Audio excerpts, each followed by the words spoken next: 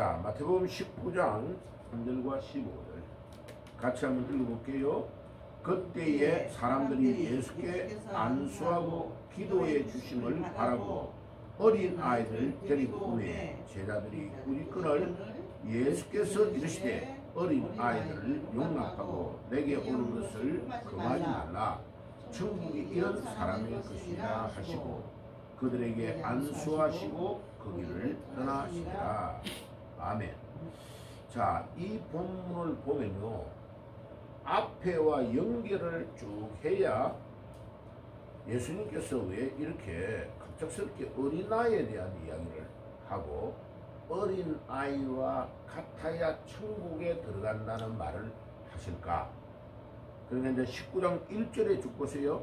예수께서 이 말씀을 마치시고 갈릴리를 떠나 요단강 건너편 유대 지경에 이르렀다. 자, 지금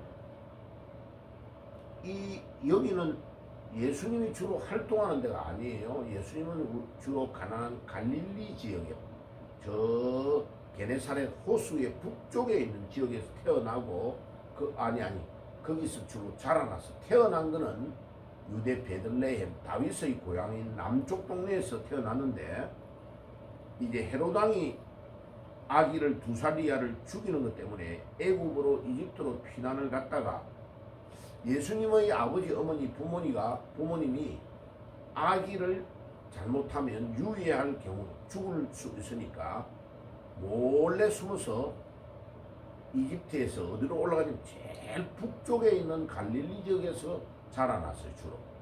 그러니까 상당히 가난하고 어려운 사람들이 많이 사는 어부들이 주로 사는 시골 쪽으로 숨어 들어간 거예요. 거기에서 주로 자라나가지고 생활을 하면서 복음을 예수님은 그 동네에서 주로 전했어요. 그래가지고 예수님의 제자들 베드로, 야고보, 요한 이런 사람들이 다 거기 출신들이에요. 자, 그런데 예수님은 이제 거기서 멀리 떠나 지금 강 건너편 이게 갈릴리 호수가 있으면 갈릴리 호수의 모양이 심장 모양이에요. 우리 사람의 심장 모양. 이 심장 모양이 되어 있는 그 갈릴리 호수에서 강이 쭉 내려가는 게 요단강이에요.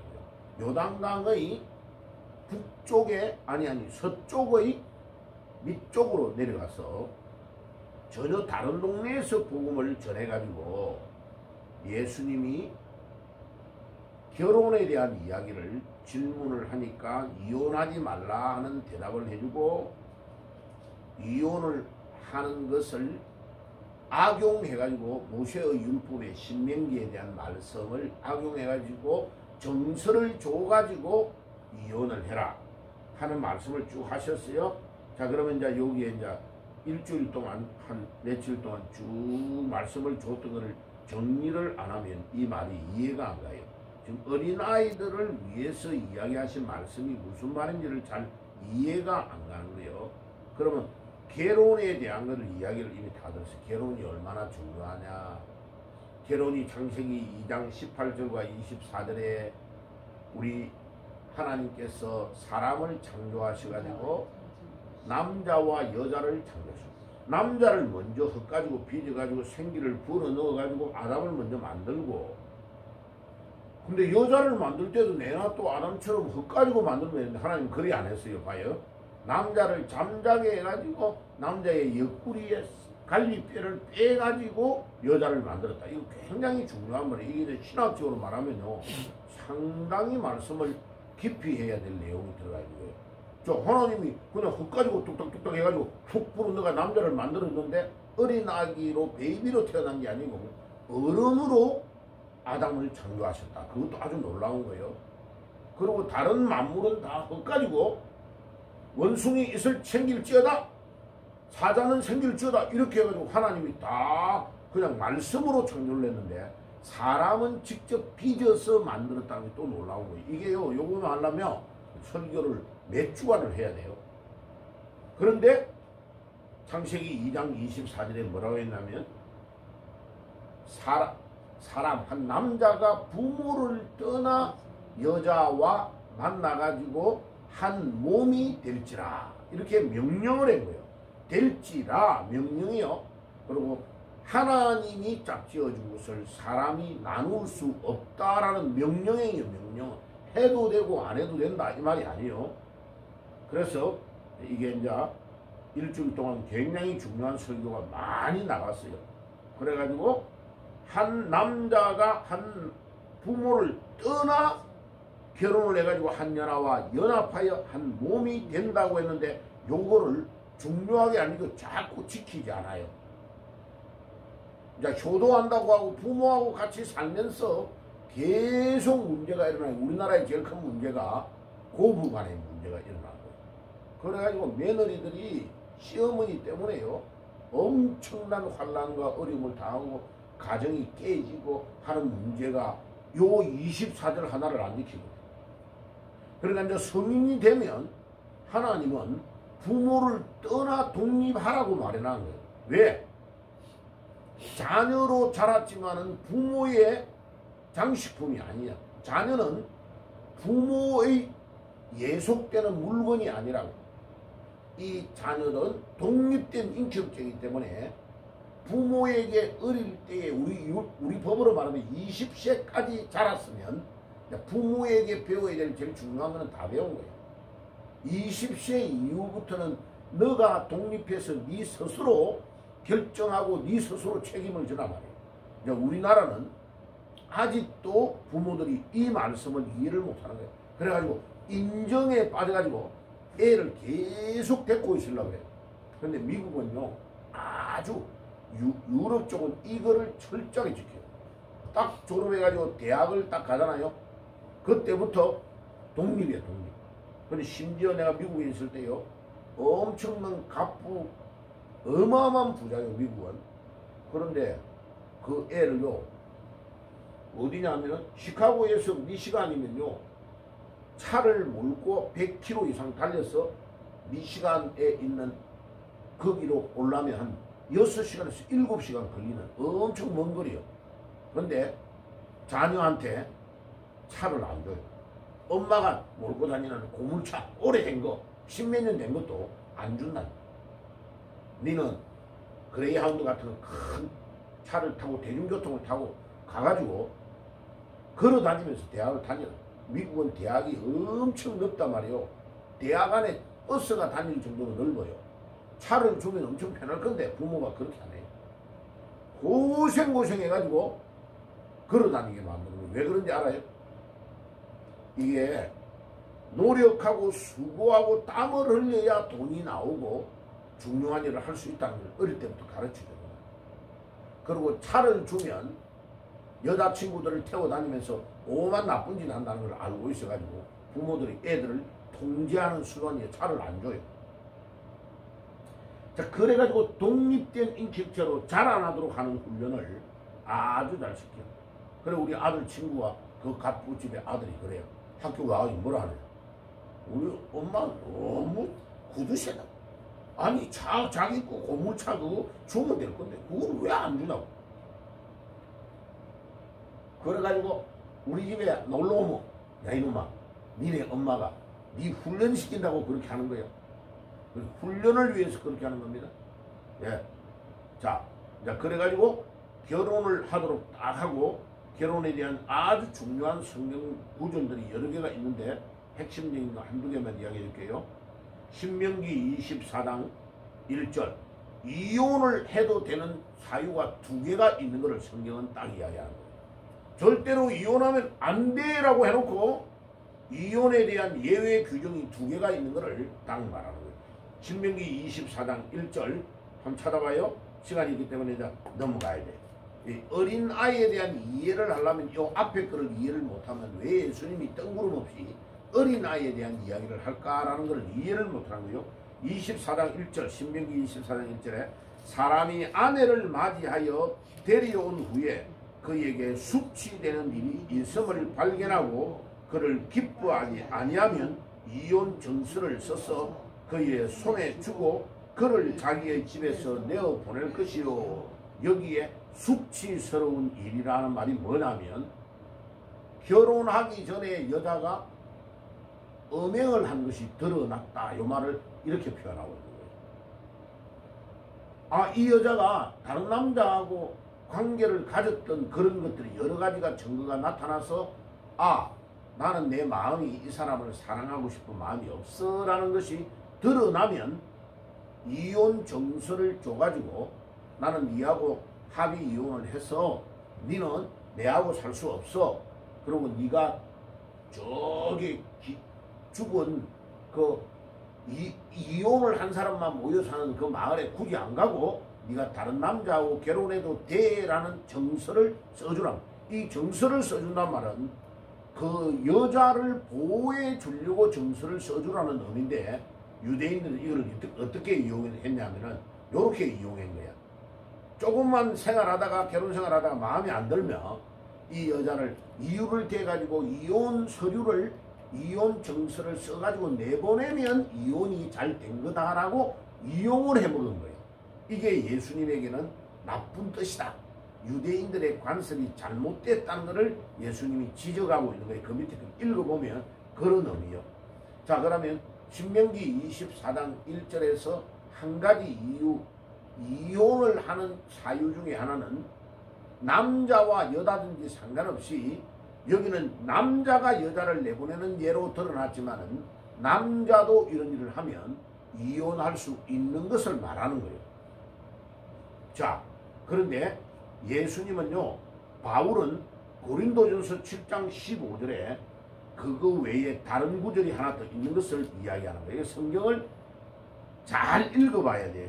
성경을 잘 안 읽어보면 이해가 안 가는 거예요.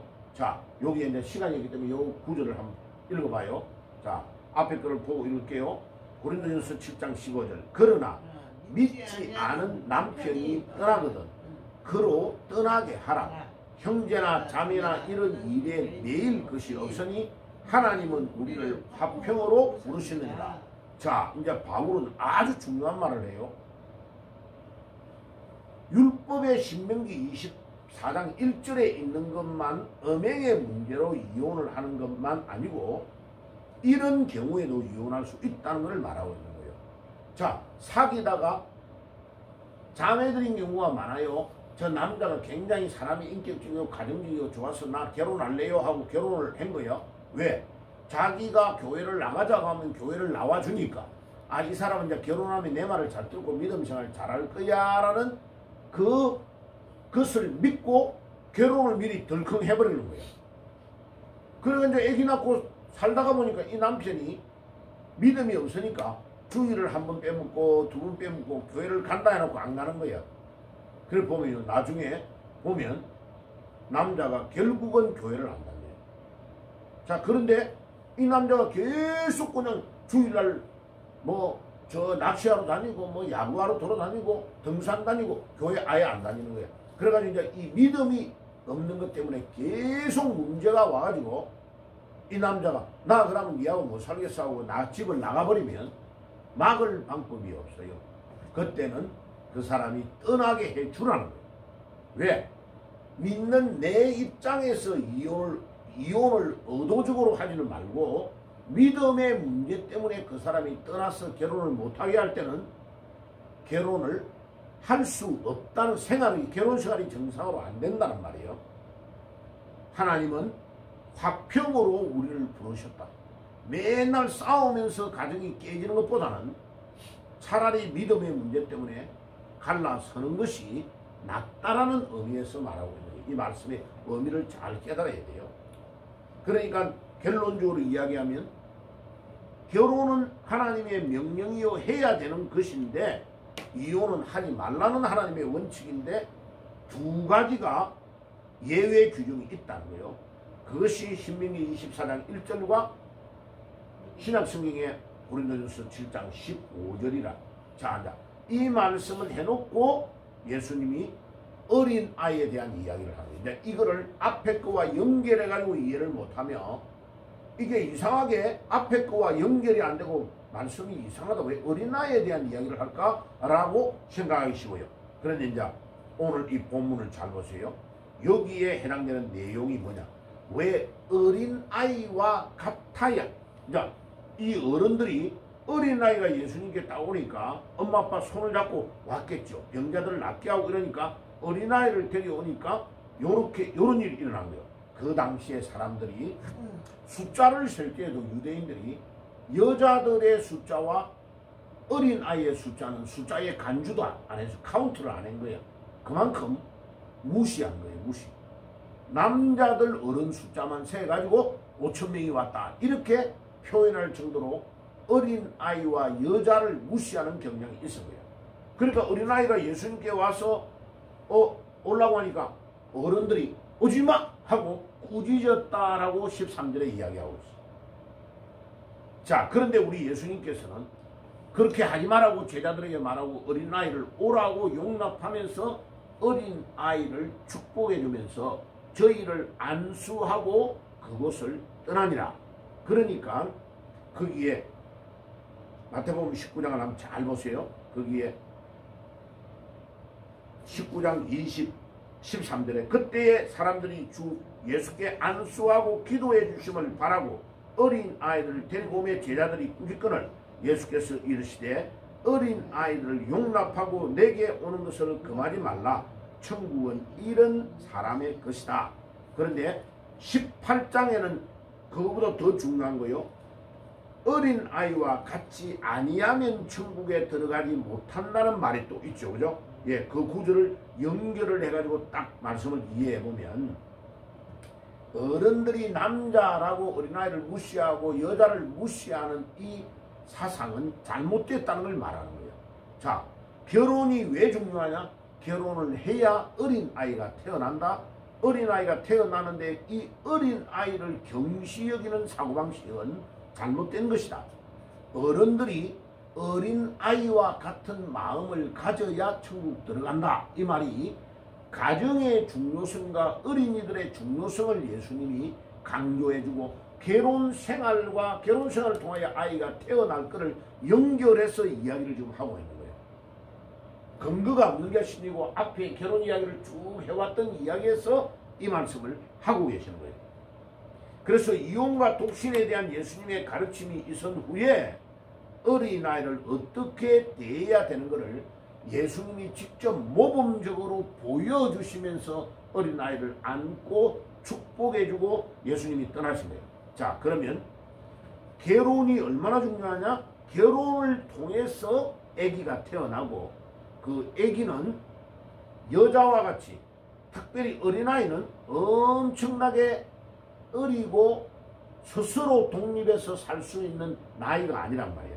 그러니까 부모가 하나를 도와주지 아니하면 이 애는 생존 자체가 어렵다. 그렇기 때문에 어린아이는 부모를 절대 의존할 수밖에 없는 상태예요.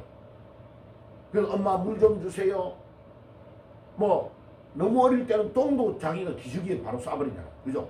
그런 것들을 부모가 하나하나를 도와주지 않으면 안 되는 의존이 100%가 부모에 의존해서 살아가는 존재다. 그러니까 그와 같은 의존하는 마음이 하나님을 향하여 절대적으로 있는 어른이 안 되면 천국 못 들어간다. 그 말이. 그러니까 어린아이가 부모를 신뢰하고 의존하는 마음으로 믿음 생활을 해야 우리 주님이 가장 기뻐하시는 사람이 되고 그 사람이 천국 들어간다. 지금 주님께서는 유대인들이 거들먹거리면서 이방인들을 또 제끼고 여자들을 무시하고 어린아이들을 무시하는 그들에 대한 것을 어린아이가 있는 가운데서 그들을 축복하면서 중요한 말을 하시는 거예요. 그러니까 이 말씀을 결혼과의 관계에서 이해를 못하면 어린아이에 대한 이 메시지를 이해할 수 없는 거예요. 그래서 하나님의 시민권, 하늘나라의 시민권은 스스로 강한 자가 부여받는 것이 아니고 하나님의 나라는 당시의 어른들, 유대인 어른들이 무시하던 여자, 어린아이처럼 하나님만을 바라보고 소망할 수밖에 없고 하나님의 힘으로만 살아갈 수밖에 없는 이 어린아이, 이들을 가장 소외된 지역의 갈릴리 서쪽에 밑에 내려가서 예수님이 말씀하신 이것은 요즘 말로 말하면 소외된 지역, 약자, 사회적으로 약자인 그들을 주님께서 아주 중요시하면서 말씀을 주신 것이다. 그래서 이 어린 아이와 같은 마음이 아니면 절대로 천국 못 들어간다. 자, 우리 교회 다니는 사람이 왜 그러냐면 교회를 1년, 2년, 3년 다니면서요 습관으로 빠지기가 아주 쉬워요. 오늘 뭐 주일날 예배 드리는 거야. 지난 주일날 내가 뭐 안 온 거나 아무 상관이 없는 거예요. 봐요. 내 옆에 있는 거 저 뭐 누군지는 밝히지 않겠지만 부동산하는 그 사람 만나면요 이 사람이 요즘은 엄청 인사를 해요. 왜? 갑작스럽게 태도가 바뀌어요. 내가 어느 정도의 사람인가를 알아들었는 것 같아. 그래가지고 와, 이 목사님 아들이 미국에서 뭘 한다며? 뭐라 이런 물어요. 아니 그래 왜 그래요? 뭐 당연히 뭐 미국에서 자라나고 그렇게 해요. 이런 그 사람 존경하는 눈초리로. 그래서 자꾸 내가 만나면 이불로 저 멀리서 이전에 인사해. 그전에는 인사하려고도 안 했어요. 쎄 다른 데로 고개 돌리기로 하더라고. 그러니까 이 사람이 그 사람의 가치가 뭔가 누군가를 알려면 진짜 이 사람 안에 들어있는 게 뭔가를 알아야 알 수 있는 거예요. 그러니까 우리 예수님은 습관적으로 따라다니는 유대인 남자들, 예수님의 기적을 보고 병을 고치고 또 예수님의 제자들 중에 자리 하나 차지해가지고 예수님이 왕이 되면 한 자리 해야 되겠다고 서로 싸우는 그들의 의식구조를 깨는 설교가 이 설교예요. 네가 어린아이처럼은 절대적으로 하나님을 신뢰하는 믿음, 어린아이가 부모의 도움 없이는 살아갈 수 없는 생존 자체가 안 되는 절대 의존하는 그 마음으로 하나님을 사랑하는 마음이 없으면 천국 못 들어간다. 그래서 이게 우리가 알아야 되는 거, 우리 장로교가 가지고 있는 제일 문제가 뭐냐면 예수님 믿으면 구원 받는다는 이 구원의 교리를 악용하는 사람이 너무 많아요. 그러니까 거기에 반발해가지고 감리교는 뭐라고 하느냐면 구원을 아무리 받아도 구원을 받은 대로의 행위가 안 따라가면 지옥 갈 수 있다라고 하는 알미니안주의의 신앙을 주장하는 거예요. 하나님이 나를 선택을 해도 내가 따라가는 믿음이 없으면 지옥 갈 수도 있다 이렇게. 근데 그거는 너무 잘못된 교리예요. 하나님이 우리를 구원해가지고 끌고 가는 하나님의 견인의 능력이 우리가 말 안 들으면 두드리 패서라도 데려가는 것이지 하나님이 나를 택했는데 내가 안 따라갈 수도 있다. 그거는 교리상으로 틀리다. 그건 절대로 잘못된 교리예요. 그런데 우리 켈빈주의가 주장하는 이 교리는 하나님이 어머니의 태로부터 나를 택정하시고 부르셨는데 우리가 하나님의 부르심에 응답하여 따라가지 않으면 혼나는 거예요. 혼나는 거예요. 그러니까 혼나가지고 천국 가는 것과 혼 안 나고 축복받고 칭찬받으면서 가는 거하고 차이밖에 없어요. 그래서 우리가 오늘 이 아침에 어린 아이와 같은 마음으로 간절한 마음으로 하나님을 의지하고 신뢰하고 따라갈 때에 그런 사람이 들어가는 것이 천국이다. 오늘도 어린 아이와 같은 절대의 신뢰의 믿음으로 우리 하나님을 따라가는 그런 믿음의 생활을 하시는 남은 삶이 되시기를 주의 이름으로 축복합니다. 아멘. 기도하겠습니다. 하나님 아버지 감사합니다. 어린 아이와 같지 않으면 천국에 들어갈 수 없다는 주님의 말씀을 결혼과 가정에 대한 하나님 예수님의 말씀을 연결해서 잘 이해할 수 있도록 도와주시고 오늘도 기도할 때에 응답의 비밀을 누리는 아침이 되게 주옵소서. 예수님의 이름으로 기도드립니다. 아멘.